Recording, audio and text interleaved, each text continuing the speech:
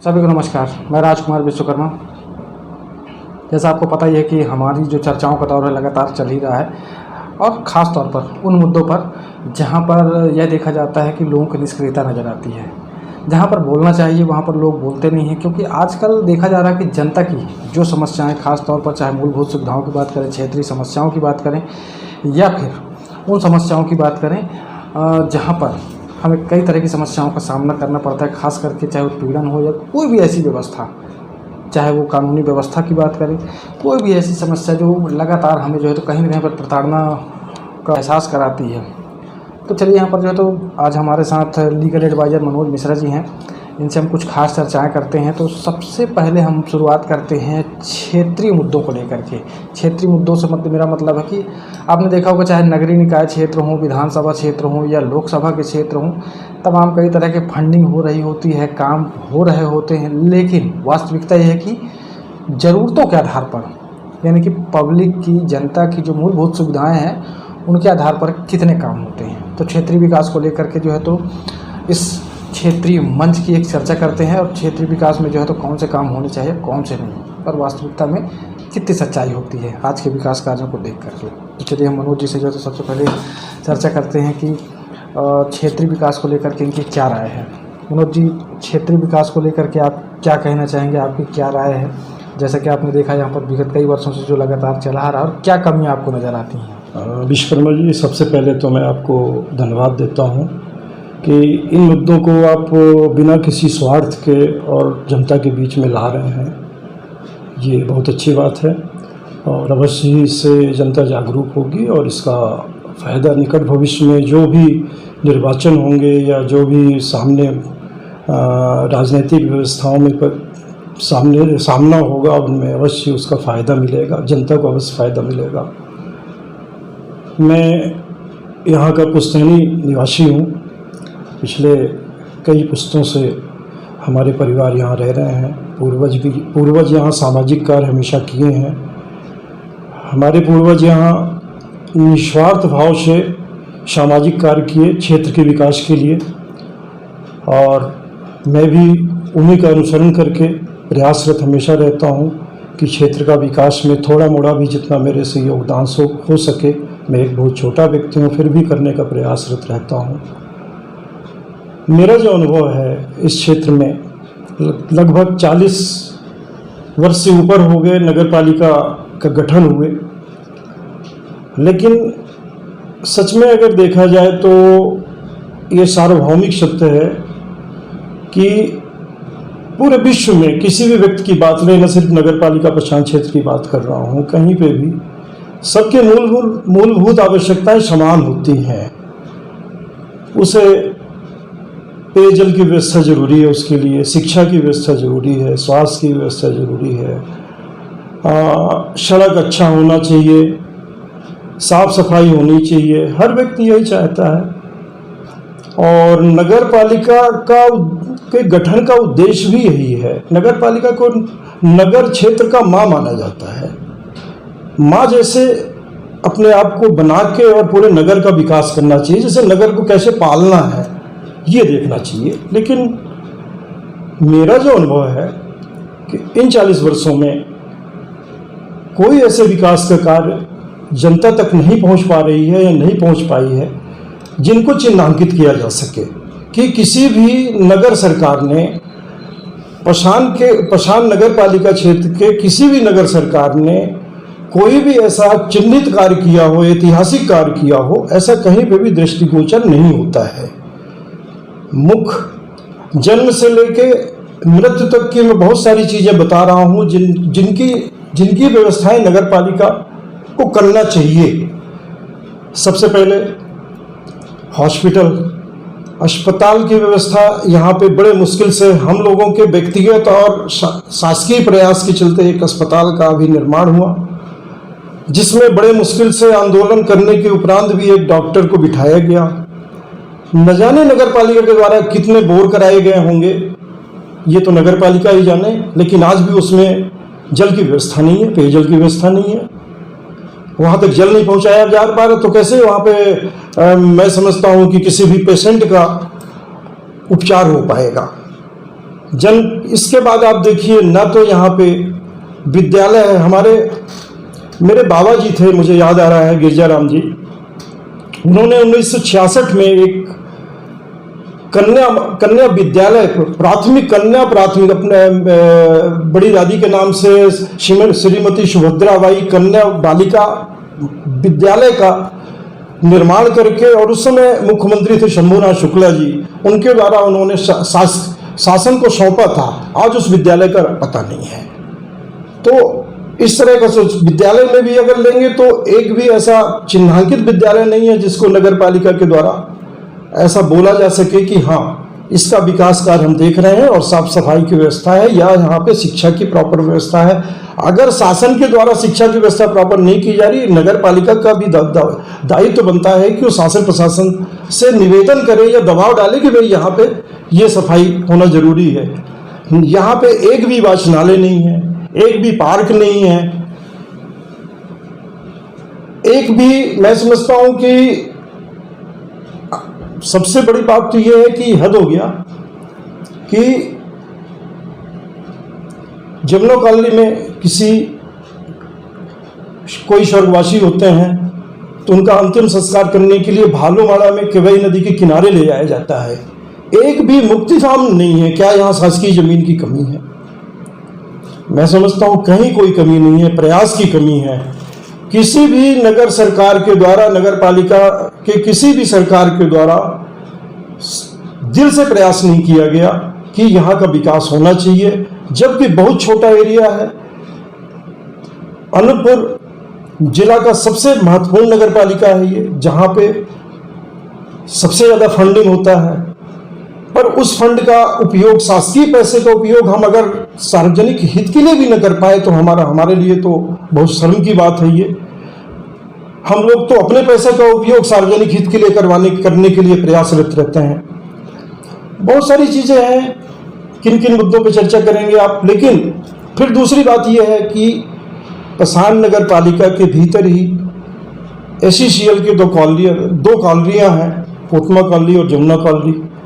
Maximum जो विकास दिखता है जमुना कॉलोनी और कोतमा कॉलोनी का, वो तो मुझे लगता है कि उसमें अधिकतम प्रयास कॉलोनी क्षेत्र का है, SCCL का है। जो बाकी शेष जो ग्रामीण क्षेत्र बचता है, उस ग्रामीण क्षेत्र में नगर पालिका प्रशासन को आवश्यक रूप से चाहिए कि कम से कम उस क्षेत्र को तो विकसित करें। कहीं पे कोई विकास नहीं दिखता है। जनता भी इस चीज़ को जानती है, विकास की बहुत बहुत आवश्यकता है। हम आज भी 45 साल के पहले जो ग्रामीण क्षेत्र, ग्राम पंचायत एरिया जो कहलाता था, ठीक उसी रूप में आज भी हम जी रहे हैं। कहीं विकासोन्मुखी सरकार कोई भी नहीं दिखा नगर पालिका प्रशासन का। अभी हाल फिलहाल जो है तो नल जल योजना को लेकर के जो है तो आपको पता होगा 32 से 38 करोड़ की लगभग योजना आई जी, और कई वर्षों से देखा जा रहा है कि आज करीब 2010 से मान लेते हैं। हाँ। ये लगातार इसके लिए प्रयास जारी हैं। नल जल योजना आई तो, लेकिन वो कागजों में ही घूम रही है। नल जल योजना तो मुझे लगता है कि आज से 2 साल पहले का योजना है, 2 या 3 साल लगभग हो गए। और यहाँ तो नगर पालिका प्रशासन के द्वारा भूमि देने से भी मना कर दिया गया था, लेकिन हम लोगों ने व्यक्तिगत प्रयास करके और राजस्व विभाग से, अनूपपुर के राजस्व विभाग से निवेदन करके और उनको निवेदन करने के बाद जब वो आए और हम लोगों ने चिन्हांकित करवाया कि शासकीय भूमि है, ये इनको अलॉट किया जाए, तो हम लोगों के निवेदन के आधार पे स्टेट ने उस ज़मीन को नल जल योजना के लिए दिया। लेकिन सवाल ये है कि क्या नगर पालिका प्रशासन के द्वारा अगर ये 2 साल पहले ही इस ज़मीन को अलॉट करवा दिया गया होता तो आज जो गरीबों को नल जल योजना का फ़ायदा मिलना चाहिए था वो मिलता। आज हम पेयजल की सुविधाएं प्राप्त कर पाते। आज नगर पालिका के द्वारा जिस पेयजल को उपलब्ध कराया जाता है पूरे क्षेत्र में, वो पूरी तरह जंग युक्त पानी है। मुझे नहीं लगता कि वो पेयजल के लायक है। और उसके परिणाम स्वरूप न जाने कितनी बीमारियों से लोग परेशान रहते हैं, वो तो एक सूक्ष्म जांच का विषय है। लेकिन ये पहले हो जाना चाहिए था, और वो हो भी गया है। मान लीजिए कि हमने या प्रशासन ने उसको उस जमीन को अलॉट भी कर दिया, तब भी वो काम नहीं हो रहा है।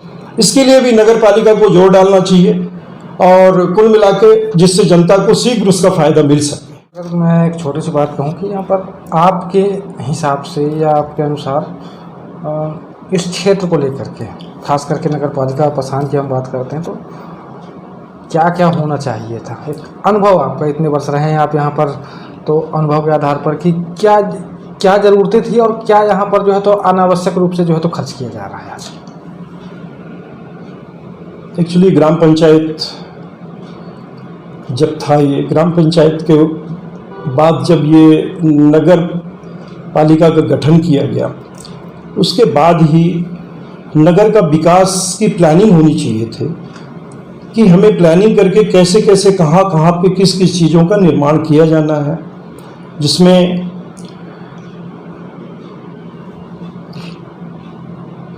पेयजल, निस्तारी जल, हॉस्पिटल, सड़क की व्यवस्था, मतलब मैं समझता हूँ कि सारी चीज़ों को दृष्टिगत रखते हुए नगरीकरण, मतलब एक ग्राम से नगर बनाना है इसको। तो ग्राम से नगर कैसे बनेगा? अगर गांव को शहरीकरण की ओर ले जाना है तो उसको व्यवस्थित करना पड़ेगा, शहरी दिशा देनी पड़ेगी, वो व्यवस्थाएं देनी पड़ेगी। लेकिन कोई प्लानिंग से नहीं किया गया। इसके चलते आज भी हम लोग उसी ग्रामीण परिवेश में जी रहे हैं।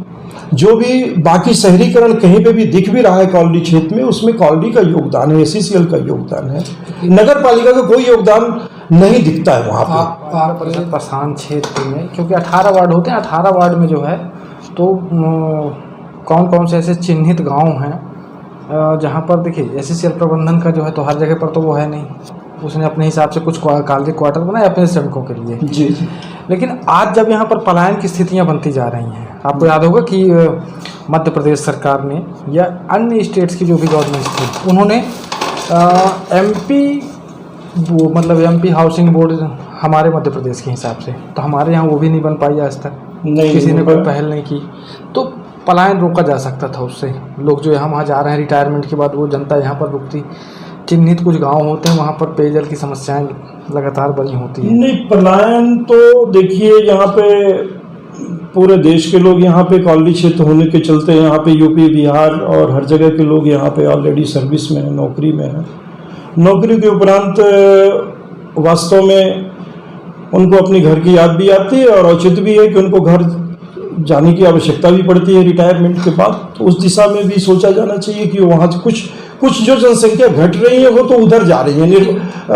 ज़्यादातर लोगों को आपने भी देखा होगा, आपने कहा ठीक कहा कि जो उनके निजी गांव है जहाँ पर से उनका धरातल जुड़ा हुआ है, जहाँ पर से उनका अस्तित्व है, लेकिन कई सारे लोगों ने अनूपपुर में ज़मीनें खरीदी, कई सारे लोग जो है तो हाँ, ये बात सही है। तो मैं इस पलायन की बात कर रहा हूँ, इस पर किया क्या जा सकता था? इस पे अगर यहाँ पे क्षेत्र का विकास हुआ होता, अगर अनूपपुर क्यों जा रहे हैं, आखिर उनको वहाँ पे वो सारी व्यवस्थाएं दिख रही हैं। कैसी व्यवस्थाएं? विद्यालय, अच्छा स्वास्थ्य, अच्छा हॉस्पिटल, अच्छा स्कूल, अच्छा सड़क, अच्छा अप्रोच रोड, अच्छा साधन, सारी साधन सुविधाएं अगर हम यहीं पे उपलब्ध करा देते तो अवश्य वो यहाँ पे बसते, यहाँ पे रुकते, और उनको निर्वासित होने की जरूरत नहीं पड़ती कि पलायन करके वो अनूपपुर जाएं या और दूर दूर जाके बिलासपुर जाएं। बहुत सारे लोग बिलासपुर गए, और ये स्थितियाँ बन रही हैं कि यहाँ की जनसंख्या दिनों दिन निरंतर घटता चला जा रहा है, और ये चिंताजनक विषय है। राज्य सरकार भी इस बिंदु पर सोच रही है कि आखिर पसान नगर पालिका क्षेत्र का जनसंख्या जो पहले इतना अधिक था अब कम क्यों हो रहा है, वोटर्स की संख्या क्यों हो रही है, को लेकर के देखिए। क्योंकि मुझे अभी तक जो है, हमने कई बार जो है तो कई लोगों से चर्चा है कि क्षेत्र की जो जनता है जो धीरे धीरे करके पलायन कर रही है, इस पर रोक लगनी चाहिए थी। लेकिन रोक तो तब लगती अगर रहने की हमारे पास कोई व्यवस्था हो। हमारे यहाँ इस पसान क्षेत्र में जो है तो अगर आपने देखा होगा तो क्या व्यवस्थाएं आपको क्या कोई लगता है? व्यवस्थाएं नहीं है हमारे यहाँ। तो सामुदायिक भवन भी नहीं है नगर पालिका के द्वारा, एक पार्क भी नहीं है विद्यालय की बच्चे वहाँ पे जाके खेल सकें। मैं तो समझता हूँ कि ये एक शहरी सभ्यता के अनुकूल कोई व्यवस्थाएं यहाँ पे, एक नगर की व्यवस्था के अनुकूल कोई भी नगर पालिका के द्वारा नहीं दी गई हैं। न ही यहाँ पे जैसे आप बोल रहे हैं कि निवास की व्यवस्थाएं दी जाती हैं, हालांकि निवास की व्यवस्थाएं ऑलरेडी यहाँ पे कॉलोनी क्वार्टर्स हैं, पर चूंकि वो रिटायर होने के बाद उनको व्यक्तिगत चाहिए होता है, तो अगर नगर प्रशासन चाहा होता तो जरूर यहाँ पे कॉलोनियाँ डेवलप कर सकता था, शासकीय भूमि अलॉट करवा के और उसमें कॉलोनियाँ डेवलप करता और उसमें सारी सुविधाएं देता। लेकिन वो सारी सुविधाएं तो कहीं पे दृष्टिगोचर ही नहीं, इस तरफ किसी ने सोचा भी, मुझे लगता है किसी ने इस दिशा पे सोचा ही नहीं है कि हमें ये सारी चीज़ें भी करनी चाहिए थी यहाँ पे। और आज ये स्थिति है कि हम वही ग्राम पंचायत वाले परिवेश में जी रहे हैं और हमारे जो लोग हैं, हमारे जो भाई बहन लोग हैं, वो हमसे दूर जाके बसना चाह रहे हैं। यहाँ की व्यवस्थाओं उनके अनुसार यहाँ व्यवस्थाएं न मिलने के कारण। क्षेत्र की चर्चाएं थी, क्षेत्र को लेकर के जो है तो काफ़ी कुछ जो बदहाली का शिकार जो है तो होना पड़ रहा है यहाँ पर क्षेत्र की जनता खास तौर पर। और एक चीज़ और भी है कि अभी स्थानीय मुद्दों से लेकर के अब थोड़ा सा जो है बाहर के मुद्दों पर चलते हैं, जहाँ पर हर व्यक्ति कहीं ना कहीं पर परेशान है, खास तौर पर महंगाई के मुद्दे को लेकर के। तो महंगाई का मुद्दा वो मुद्दा आज बन चुका है कि जैसे अगर हम बात करते हैं कि आज राष्ट्रीयकरण से राष्ट्रीयकरण फिर निजीकरण फिर ये महंगाई, तो आज पेट्रोल डीजल की जो है तो लगातार दाम बढ़ रहे हैं। सर आप इसमें क्या मानते हैं कि ये जो महंगाई का असर है ये कहाँ ज़्यादा प्रभाव डाल रहा है और किस वर्ग पर ज़्यादा पड़ रहा है? महंगाई का असर सबसे पहले तो गरीबों पे पड़ रहा है, सबसे पहले तो वही प्रभावित हो रहे हैं। हालांकि आज इस मुफ्त की राजनीति के चलते कहीं ना कहीं वो उनको खाने पीने की समस्या तो नहीं हो रही है, लेकिन बाकी प्रभाव तो उनके ऊपर दुष्प्रभाव तो पड़ ही रहा है।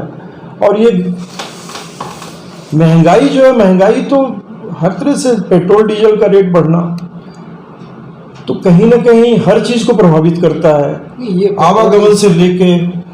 और मैं समझता हूँ कि आवागमन अगर कठिन हो जाएगा, महंगा हो जाएगा तो चीज़ें महंगी हो जाएंगी, चीज़ें महंगी हो जाएंगी तो मध्यम वर्ग भी प्रभावित होगा, कहीं ना कहीं गरीब वर्ग तो प्रभावित होगा ही। उच्च वर्ग अपने आप में संतुष्ट है, उसके ऊपर मुझे नहीं लगता कि कोई भी इस महंगाई का असर हो रहा है। और निश्चित रूप से महंगाई पर रोक लगनी चाहिए। पेट्रोल डीजल का जो निरंतर मूल्य वृद्धि हो रहा है उस पर भी रोक लगनी चाहिए। इसके बाद ही जन सामान्य हो सकता है महंगाई के चंगुल से धीरे धीरे मुक्त हो पाए। चाहता हूँ कि आपकी इसमें जो है तो अच्छी राय होगी। एक तरफ पेट्रोल डीजल के दाम और एक तरफ पब्लिक। जी, कैसे आप एक्सप्लेन करेंगे कि पब्लिक को जो है तो मतलब अगर पेट्रोल डीजल के दाम बढ़ते हैं तो इसका सबसे ज़्यादा असर कहाँ पर हो रहा है, किन किन चीज़ों पर हो रहा है, क्या क्या महंगे हो रहे हैं? और पेट्रोल डीजल के दाम बढ़ना मतलब सबसे पहला हमला तो ट्रांसपोर्टिंग पे होता है। सबसे पहले आवागमन के साधनों पे पेट्रोल डीजल के निरंतर मूल्य वृद्धि पे पड़ रहा है। आवागमन के साधनों में एक गरीब व्यक्ति को अगर कहीं जाना है, यहाँ से दूर जाना है तो महंगा होगा निश्चित रूप से। आवागमन के साधन भी महंगे होंगे पेट्रोल डीजल के रेट बढ़ने के कारण। उसके दुष्प्रभाव के कारण कोई भी चीज़ परचेज की जाएगी वो भी खरीदारी होगी वो भी महंगे होंगे। तो पहला प्रभाव तो गरीबों को ही पड़ेगा। उसके बाद मध्यम वर्ग तो अपने आप को मेंटेन करने में परेशान रहता है कि मैं अपने आप में। बात है तो मध्यम वर्ग के लिए तो ना सरकार कोई योजना देना चाह रही है और ना हम किसी से ले पा रहे हैं। हाँ, बात सही बोल रहे हैं आप। नहीं, मध्यम वर्ग के लिए सच में कोई योजना नहीं है। बहुत सारे योजनाएं हैं जिनका फायदा वास्तव में जिन्हें मिलना चाहिए उनको मिल भी नहीं पाता है। मध्यम वर्ग के लिए भी योजनाएं हैं, वो भी कहीं ना कहीं अछूते रह जाते हैं। मैक्सिमम योजनाएं तो हैं, योजनाएं सभी अच्छी होती हैं, लेकिन एक्चुअली उसको प्रॉपर सही हाथों में अगर जा सके तो सबसे बड़ी कमजोरी हमारे शासन प्रशासन की है।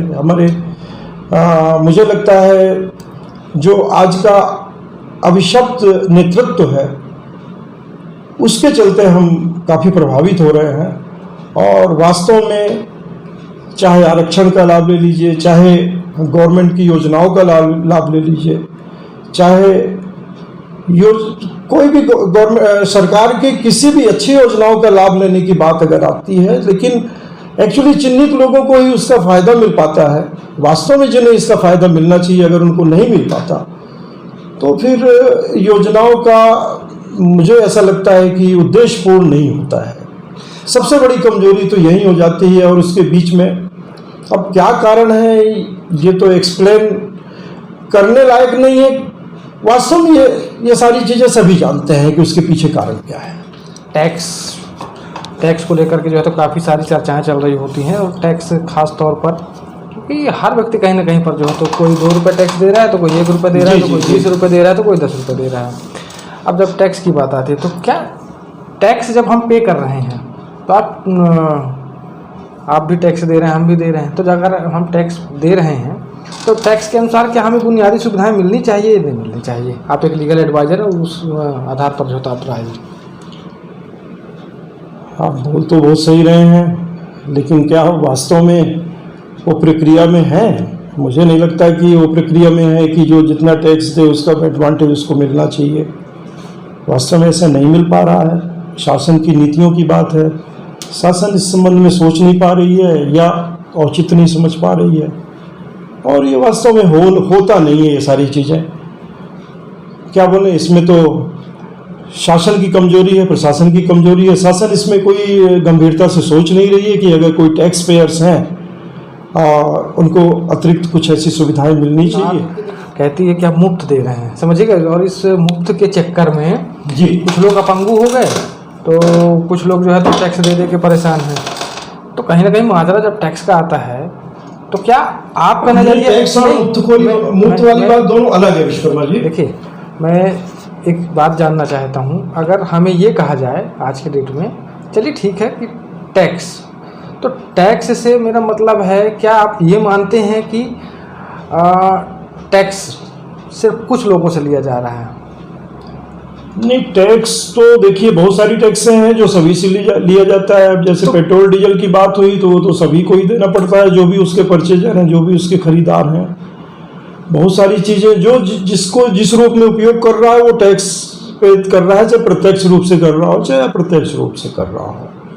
जो इसका इनकम जिस रूप में है, आय जिसका है, उसके हिसाब से वो आयकर पेमेंट करता है, अपने जगह पे है।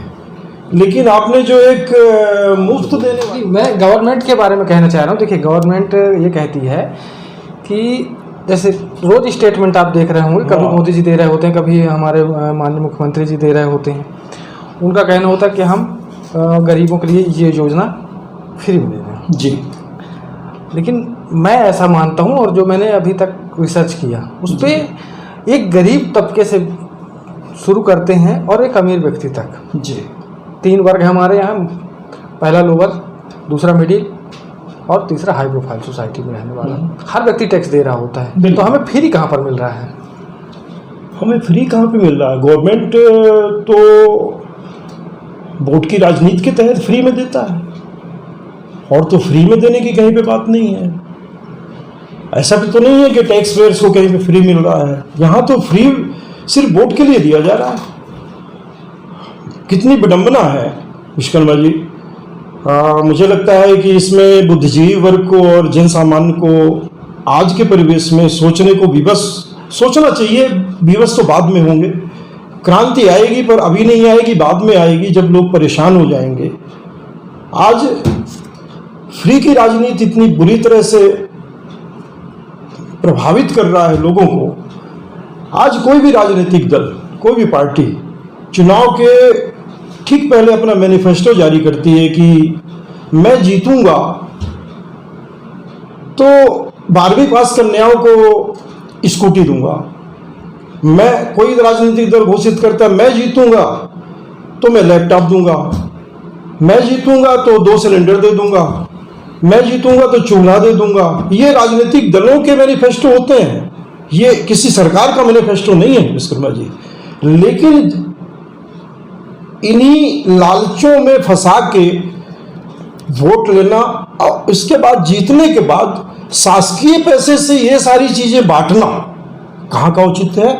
इसमें तो मुझे ऐसा लगता है कि निर्वाचन आयोग को भी प्रतिबंध संज्ञान में लेके और प्रतिबंधित करना चाहिए कि किसी भी राजनीतिक दल के द्वारा अपने चुनाव मैनिफेस्टो में, अपने राजनीतिक दल के मैनिफेस्टो में किसी प्रकार का लालच नहीं देना चाहिए। ये तो लालच की श्रेणी में माना जाना चाहिए कि वोट के लिए लालच दिया जा रहा है। ऐसा क्यों?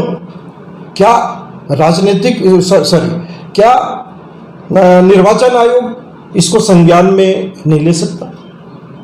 पर कहीं अब ये इसके पीछे क्या कारण है कि क्यों भाई निर्वाचन आयोग में तो बहुत बड़े बड़े अधिकारी बैठे हुए हैं, हम लोग तो बहुत जमीन से जुड़े हुए आदमी हैं, जिन हो सकता है उतना हम नहीं सोच पा रहे हैं, इसके बाद हम बोल पा रहे हैं ये सारी चीजें। मतलब हम तक ये बात कहीं ना कहीं हमारे मन में ये प्रवेश कर रही है तब ना हम बोल पा रहे हैं। तो क्या उनको ये पता नहीं चल पा रहा है ये बातें? पर ये बातें कहीं ना कहीं आज के राजनीति को भी गलत दिशा में ले जा रही हैं और कहीं ना कहीं जो स्वस्थ वोटर्स, मतलब सही वोट जो मिलना चाहिए वो नहीं मिल पा रहा। कहीं ना कहीं लालच की श्रेणी में लाके और वोट खरीदे जा रहे हैं। ये इन सब चीजों पे प्रतिबंध लगना चाहिए, निर्वाचन आयोग को संज्ञान में लेना चाहिए। हमारा ये सोच है, हम कोई बहुत बड़े आदमी नहीं, बहुत छोटे व्यक्ति हैं, जमीन से जुड़े आदमी हैं, पर हम इतना निवेदन तो कर सकते हैं कि ये किया जाए। छोटा सा मसला और सामने आया, आपने देखा होगा कि अभी एग्जीबिशन चल रहा था जी डीडी नेशनल पे जो है, तो कई सारे केंद्रीय विद्यालय के बच्चे थे उस एग्जीबिशन में, जो कि नेशनल लेवल पर था। सेकेंडरी यहाँ पर अभी 2-3 दिन पहले की बात होगी, जब हमारे यहाँ के माननीय मुख्यमंत्री शिवराज सिंह चौहान जी वो भी एक चर्चा कर रहे थे। जी जी। बच्चों को उन्होंने बुलाया, स्टूडेंट्स थे काफ़ी, तो उस चर्चा में मैंने कहीं पर भी वहाँ पर ये नहीं देखा कि जिस शिक्षा संस्थान को गवर्नमेंट यानी कि स्टेट लेवल पर तय करती है सरकारी स्कूल हैं, जिसे हम हिंदी भाषा में कहते हैं, वहाँ का एक भी छात्र नहीं होता वहाँ। तो आप इसे क्या मानते हैं? क्या आप एजुकेशन सिस्टम है ना, एजुकेशन सिस्टम पर तो फिर सभी बच्चों का अधिकार होता है।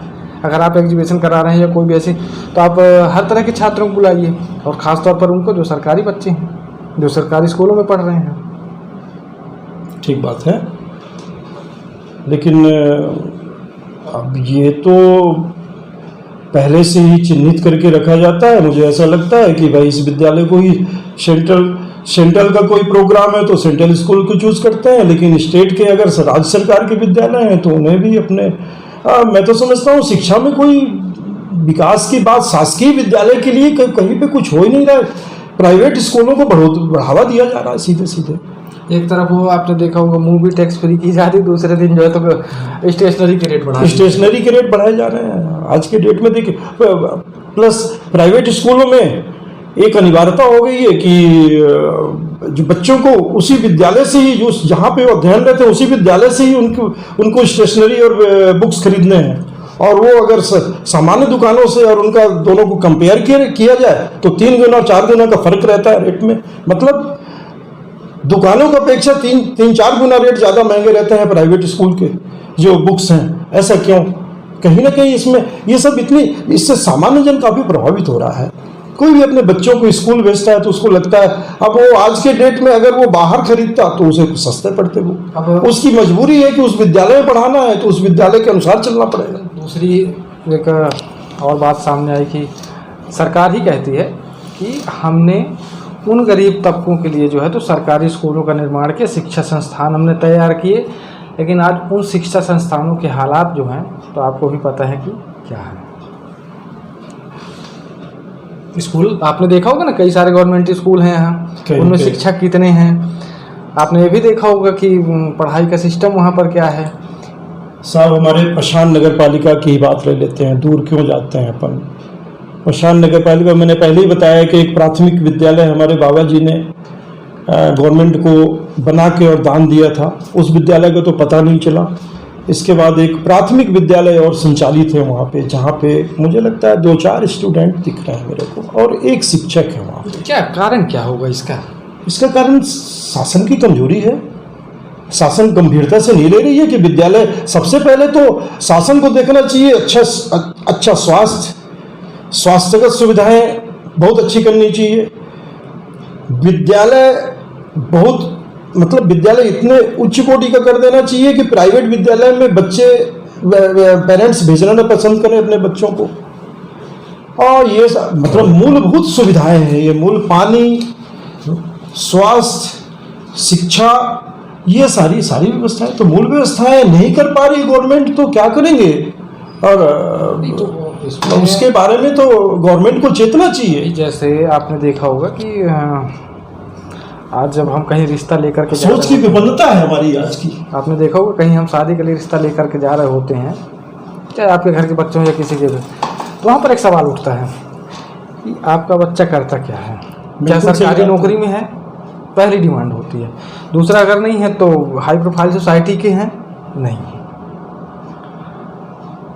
तो क्या आपको नहीं लगता कि जितने भी ऐसे संवैधानिक पदों पर बैठे हैं या गवर्नमेंट एम्प्लॉयमेंट है, क्या उनके बच्चों को नहीं पढ़ना चाहिए सरकारी स्कूलों में, जिन्हें खासतौर पर सरकारी नौकरी की आवश्यकता है या जो लोग सरकारी नौकरी कर रहे हैं? साहब, ये तब तक स्कूलों की व्यवस्था में सुधार नहीं होगा जब तक, मैं तो पहले ही बोल चुका कि राज्य सरकार, कोई भी राज्य सरकार गंभीरता से इस बिंदु पे नहीं सोच पा रही है कि विद्यालय में सुधार होना चाहिए।